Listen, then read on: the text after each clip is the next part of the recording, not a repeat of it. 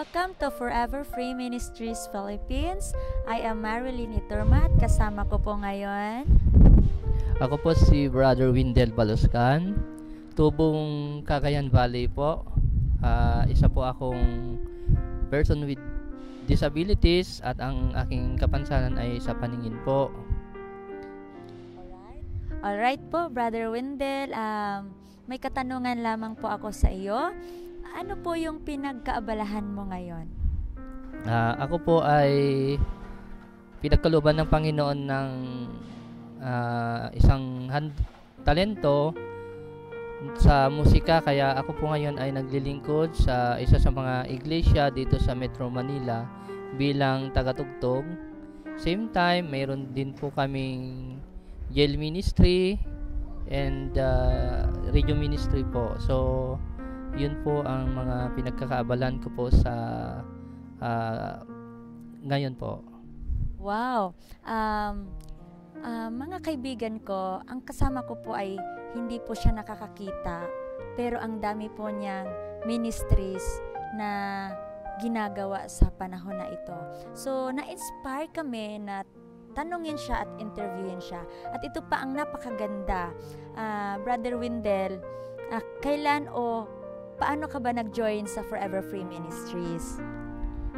Actually po, ang start po niyan ay bago po ituloy po yun, ma'am, ay ang nangyari po, yung paningin ko po dati po ay meron po, tapos unti-unti siyang nawala.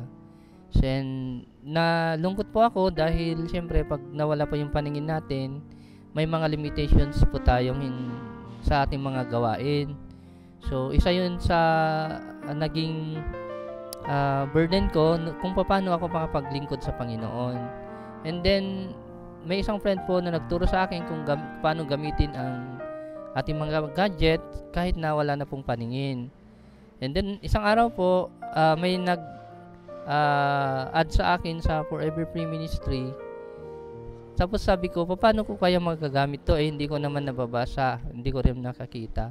Pero praise God po, dahil even sa amin mga may kapansanan ay gumagawa ng Panginoon kung paano po siya makapaglingkod. So, yung aking gadget po ay nagsasalita.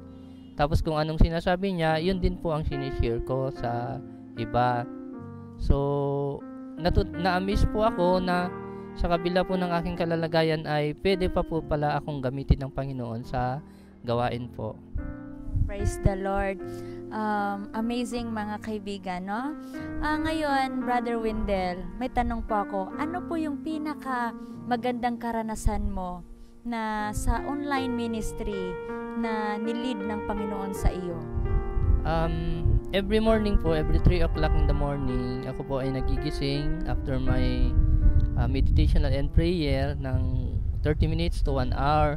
After po noon, sinecheck ko po ng ating chat group kung ano yung mga bagong quotes doon, simple quotes, mga videos na sinishare ko din po sa iba. And then one time, meron pong nagbago na friends sa Facebook na nag-add sa akin. So, sabi ko, i-sharean ko nga ito sa mga quotes na pino-forward ko. And yet, yung palang person na yun po ay meron ding pinagdaraanan sa kanyang buhay. Siya po siyang nagawan ng hindi maganda sa kanyang buhay kabataan. So, before pala niya ako inad bilang kanyang friend sa Facebook, may ano na siya, may humingi na siya ng sign na kung hindi siya malilid dito ay itutuloy niya po yung balak niya magpakamatay. So, nung inad niya po ako, same time, nag-forward ako sa kanya mga quotes na galing po sa ating chat group sa Forever Free Ministries. So, natuwa po ako nung nag-chat back siya sa akin na thank you brother, sabi niya, kasi liniwanagan mo po ang aking buhay. And yet, nagkakwentuhan po kami, isa pala siyang rape victim. Tapos, nag-attempt na siya magpakamatay. Pero nung nabasa niya po yung words ng ating Panginoon ay na-enlighten po ang kanyang soul. So, lalo po akong na-inspire at parang naengganyo na ang ministry na ito ay ituloy-tuloy. And then pati rin po yung aking spiritual life ay na-uplift din po. Parang lalo akong na-excite na gagawa sa gawain na to po. Wow, praise the Lord. Ang ganda po ng kanyang kwento.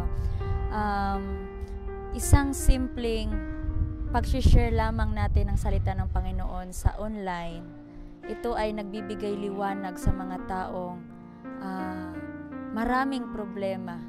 Kaya na-inspire kami lalo na itong Forever Free Ministries na in-inspire ng Panginoon sa mga kabataan dito sa Philippines ay mas lalo pang yung bang faith ay umaalab at lalo pang inspire na mag-share sa mga taong nais makilala ang ating Panginoon.